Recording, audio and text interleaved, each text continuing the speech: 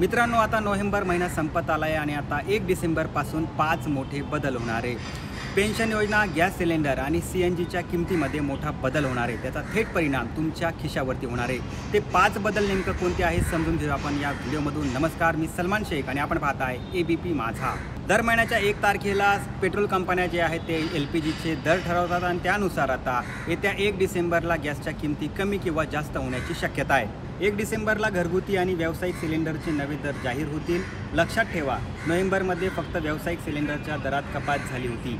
आता डिसेंबरमध्ये घरगुती गॅसच्या दरात बदल होतो का याकडे सगळ्यांचं लक्ष असेल। त्यामुळे 1 तारखेला दर तपासायला विसरू नका।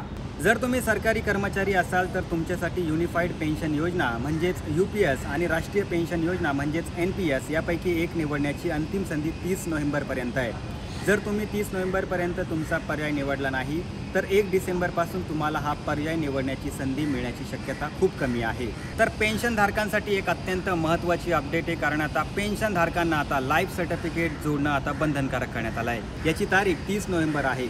जर तुम्ही 30 नोव्हेंबरपर्यंत हे प्रमाणपत्र जमा केलं नाही तर तुमची पेन्शन थांबवली जाऊ शकते। त्यामुळे लवकरात लवकर ती जमा करून घ्या। जर तुमचा ऑक्टोबर महिन्याचा TDS कापला गेला असेल तर त्याचा स्टेटमेंट जमा करण्याची शेवटची तारीख ही 30 नोव्हेंबरपर्यंत आहे। ज्यांना सेक्शन 92E नुसार रिपोर्ट जमा करायचा आहे त्यांच्यासाठी ही अंतिम मुदत 30 नोव्हेंबर आहे। हे नियम पाळले नाही तर 1 तारखेपासून दंड होऊ शकतो।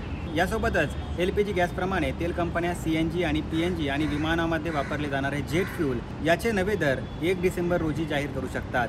तर मित्रांनो, येत्या 1 डिसेंबरपासून हे 5 नवीन बदल लागू होणार आहे। तुम्हाला ही माहिती कशी वाटली आम्हाला नक्की कळवा आणि जास्तीत जास्त लोकांपर्यंत हा व्हिडिओ शेअर करा। पाहत रहा ABP माझा।